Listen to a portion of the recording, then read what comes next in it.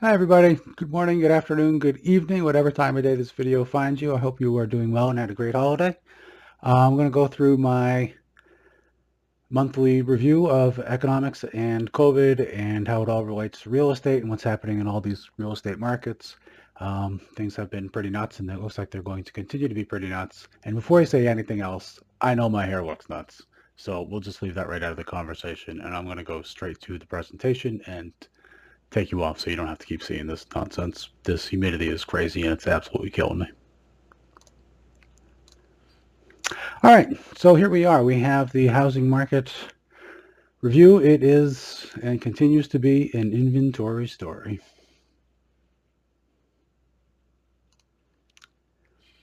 So this hasn't changed. The ratio of households to households units, housing units rather, it's gone up. We're still Q3, so it's going to be a while, probably next year at some point, January, February, even March before we get a Q4 read. It's pretty slow. So what's going on in the economy as a whole? We are following the weekly economic index, of course, and I've had to start dropping off some dates here. Just can't seem to all fit it all into this column. So we're losing information up here as it adds on down here. We have pretty much stayed steady since, end of August, right? October. 318 to 283, it is continuing to just slowly get better and better. Hopefully that continues. Unfortunately, I think with all this COVID spreading around that things are going to start getting worse. Initial unemployment claims, this includes initial claims and the pandemic claims. Again, we continue to backtrack. We're up. This was up, down. It's leveling off at a minimum here.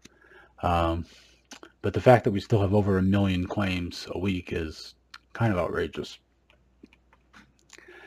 So the U6 unemployment level, this is the level of unemployment that the Department of Labor measures, and it's pretty much everybody who is looking for a job and who isn't satisfied with their current condition. We peaked here in April at 22.8%, and September we checked in at 12%. And I think that is definitely low. Mortgages in forbearance. This is certainly going to be a story to watch.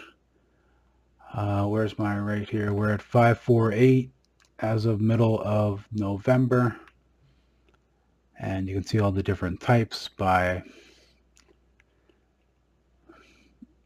And then here we have more mortgage delinquencies. Again, these are quarterly numbers, so this hasn't changed since the October presentation I gave.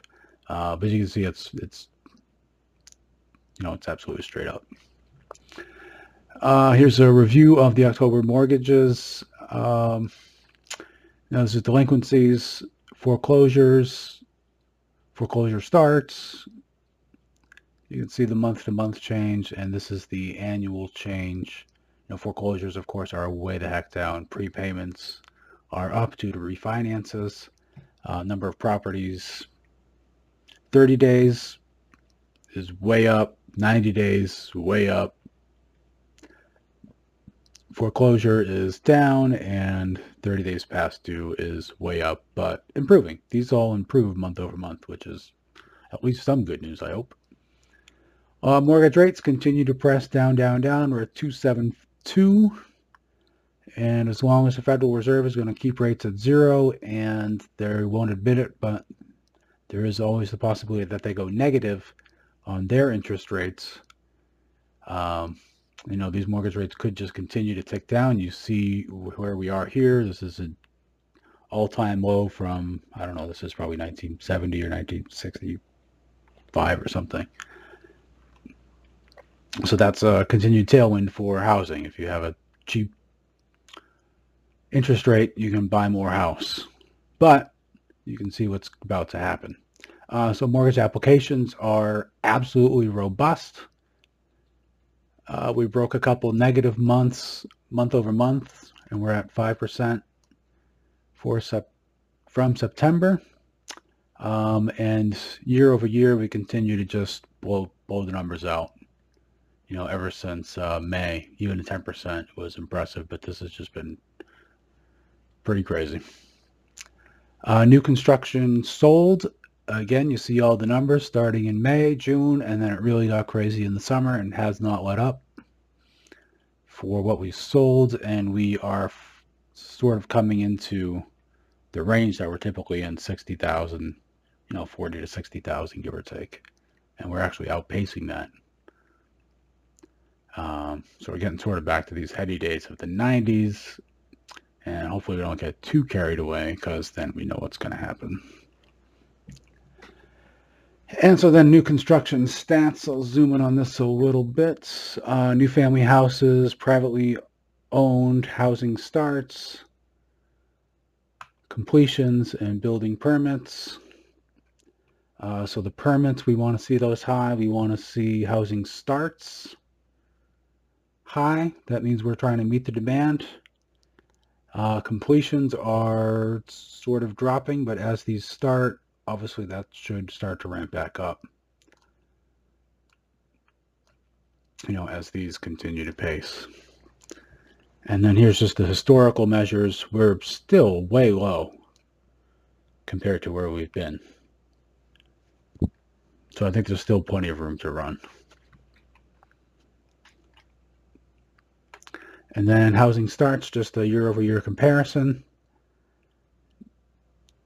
In 2020, we continued to outpace after we had the slowdown for COVID shutdowns for a couple months, and then we really just are coming on pretty strong in these past couple months. Here it is by price. These are the top two.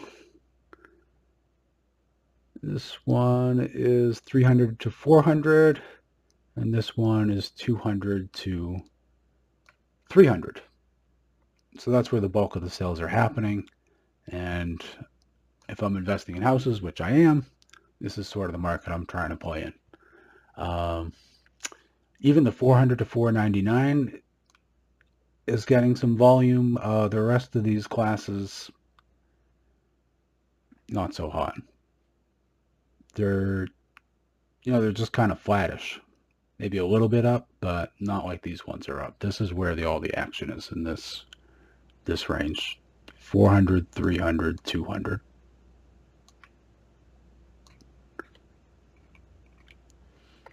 All right, and median price for single-family new construction houses, tapering off 2.5%, 3.5%.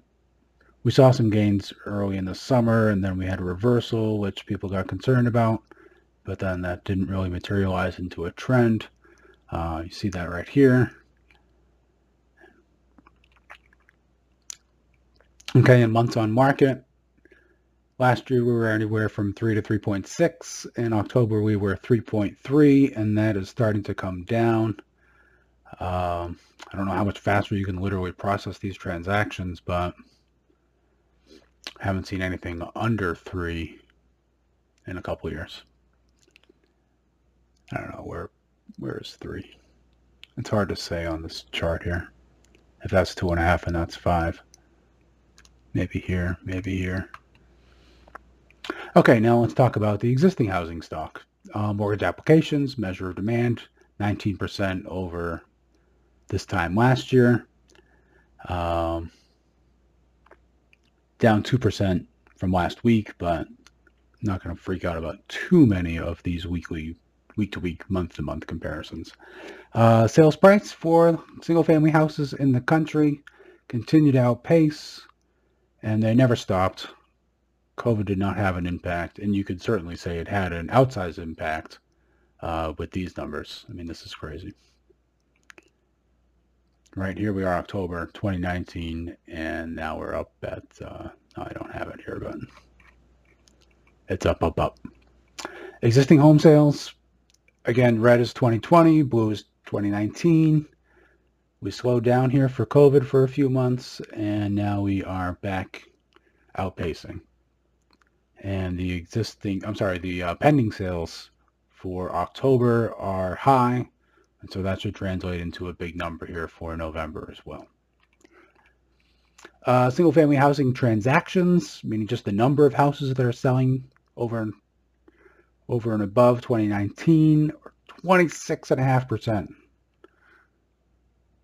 Right, we had 5.4 million. This is a seasonally adjusted rate, but the year over year shouldn't really matter, and that's the point.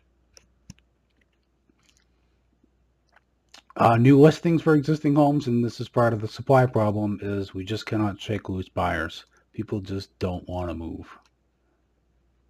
Or people, I should rephrase that. People want to move, but other people don't want to list their houses so they can move into them. So any real estate agents, if you can shake some buyers loose, some sellers loose, that would be really great. Existing homes, median days on market. We are continuing to see a trend here. You could even argue it started back here.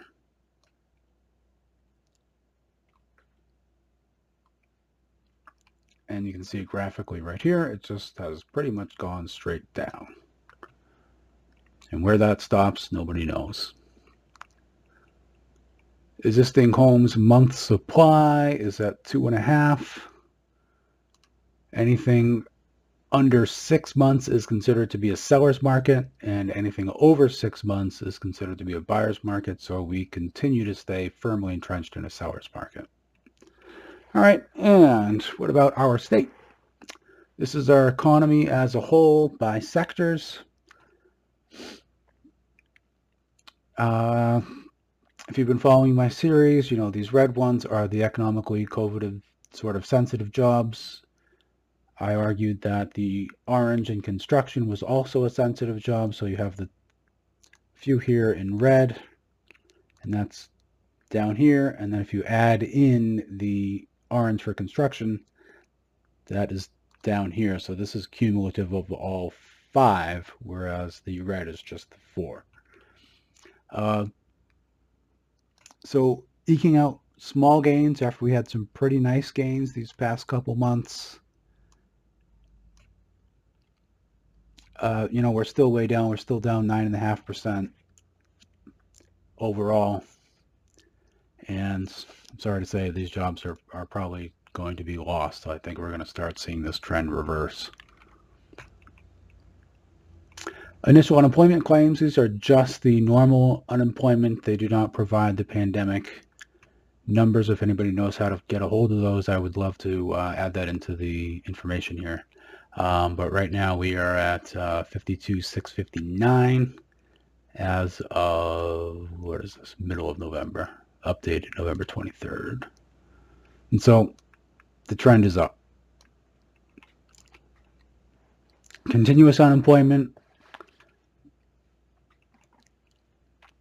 This is more long-term unemployment. We peaked at 16.8. We're now at 609.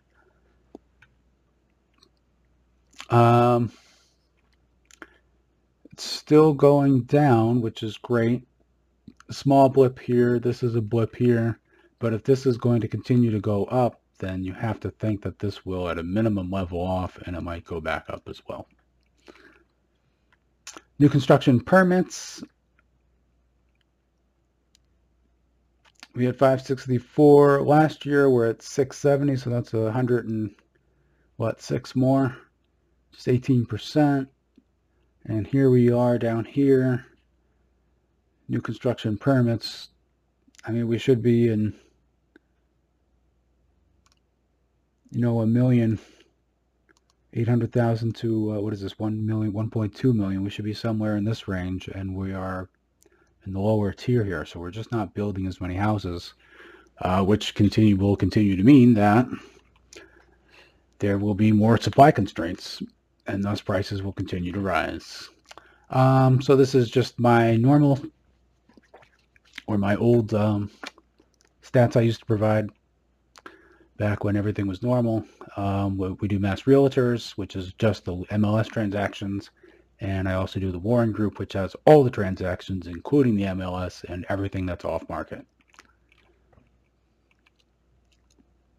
So existing median price is up 17% from last year, and the 12-month in red is up 9.25%. I mean, this just doesn't happen. This is not normal. You see the giant increase. Started to go down a little bit for the seasonality, right? It goes down every winter. But look at this rolling 12 month. It's really got a tail to it. I can't really draw it that straight, but it's just going to continue to go up and up and up. At some point, it's got to stop because people aren't going to be able to afford it. This is the same information, just a different picture.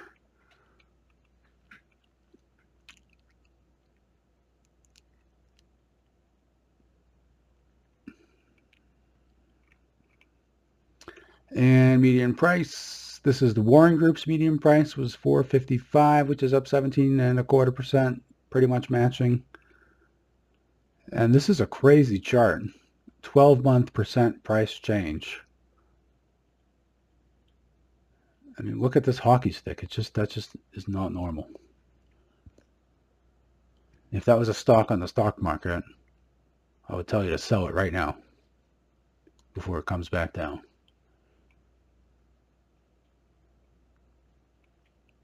All right, closed sales. We are actually doing pretty good with the closed sales. We sold 6,000 houses last month, which is remaining high, especially for the seasonality. But remember, we basically just shifted the whole real estate season from spring and summer into summer and fall.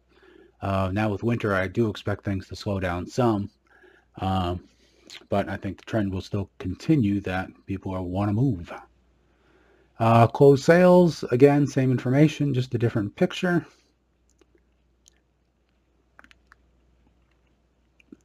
And now this is closed sales year to date versus prior year to date. I should write that in.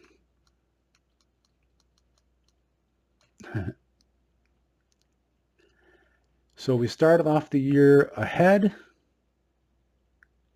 of last year's pace, stayed pretty strong through the spring, and then here comes COVID, and then here it really comes, and we have been digging ourselves out of the hole ever since. And we're almost there. We got 2 more months to get back on track to beat last year's sales pace, and you can see graphically right here, it's coming up, up, up. So this would be the start of 2020 right here.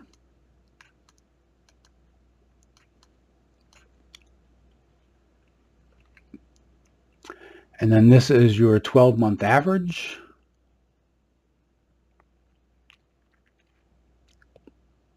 Again, we were over, and now we are still below for October, but again, almost caught up. All right, and this is the Warren Group's closed sales, 6,655, which is plus 27% over last year. What did we do? We did 6,029. So that is a significant difference. That's about 600 some odd houses that were not listed on the MLS. You draw your own conclusions, but I think that means wholesalers and people are working hard. It could also be family transfers, it could be deaths, it could be a lot of things, but that's a big number. So new listings back on the Mass Realtors. We actually did start to shake people loose, which is great. We really wanted to see that spike up, and we're just not going to get it. Right? Normally this comes up and down and like that every other year. This year it tanked right when it was supposed to boom. And we've been playing catch up ever since. And new listings 12-month average.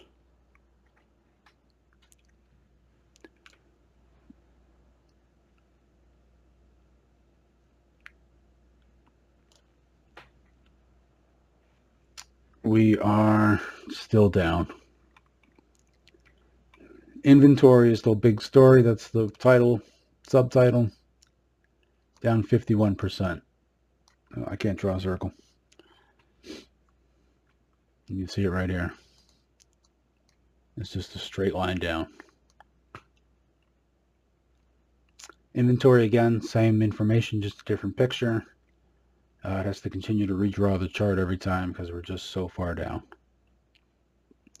Month supply, again, 6 months is considered neutral, so 1.3 months means we are firmly in a seller's market.